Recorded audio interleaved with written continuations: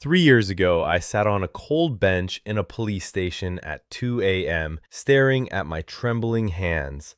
My shirt was torn, my lip was bleeding, and the officer across from me kept repeating, "If you speak, you're going to jail tonight." Just hours earlier, I'd been at a friend's party, laughing, drinking, thinking life was good. Then a fight broke out. Someone threw a bottle. Chaos. I tried to help, but in the frenzy, a stranger pointed at me and screamed, "He did it!"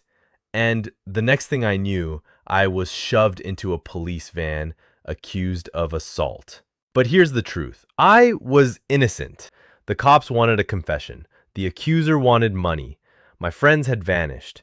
And my mind? It was screaming, "Fight! Explain! Beg!" But something deeper whispered, "If you react, you lose." So guess what I did? Nothing. No tears, no arguments, just silence and steady eye contact. 30 minutes later, the accuser's story fell apart. The cops got bored, and they let me walk. But that night taught me some very important lessons 10 years of school never did. Maybe you've never been in a police station, but haven't we all been trapped? Maybe, unlike me, you are trapped in a job where explaining yourself changes nothing. In relationships where emotions backfire, or by that exhausting need to be heard, understood, validated. I survived that night by breaking the rules most people live by. And what I learned next? It didn't just get me out of a cell, it built the life I have now. So come with me.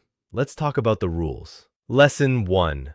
Shut up more. Seriously, it works. Ever notice how the smartest person in the room often talks the least? That's not a coincidence.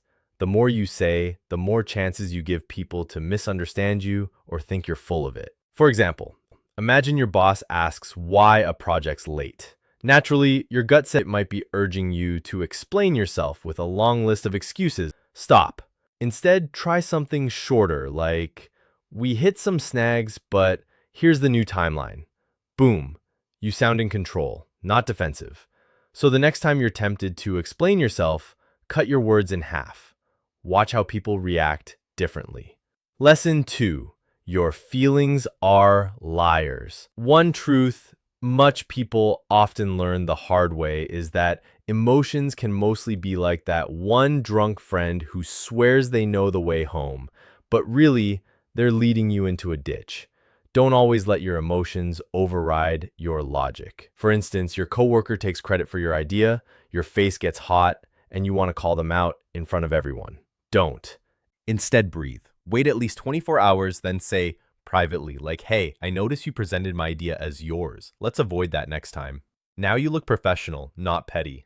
So try this next time. When pissed off, ask yourself, will reacting right now help or just make me look crazy? Lesson 3. Stop expecting people to read your mind. You'll spend half your life mad at people for not meeting expectations they never knew existed. It may be a friend you are upset at because they forgot your birthday, but did you ever say birthdays matter to you? Or did you just assume they just know? Rather than letting things just happen, try this fix next time. For important stuff, communicate clearly. "Hey, my birthday's coming up. Let's grab dinner." For everything else, assume people will disappoint. Sounds cynical, but it saves you 90% of drama. So the next time someone lets you down, sincerely ask yourself, did I actually tell them what I wanted, or did I make up a story in my head? Lesson 4. Let your success do the talking. Nobody cares about your hustle story. They care about results. Bragging is like farting in an elevator. It makes people uncomfortable and they'll avoid you. So before posting, working till 3 a.m., grind on socials while your bank account's dry, quietly launching a side project, then only tell those that really need to know when it's a success. It really helps. So here's the challenge. This month, pick one goal, skill, project, savings target. Tell no one. Until when you hit it, that's when your credibility explodes.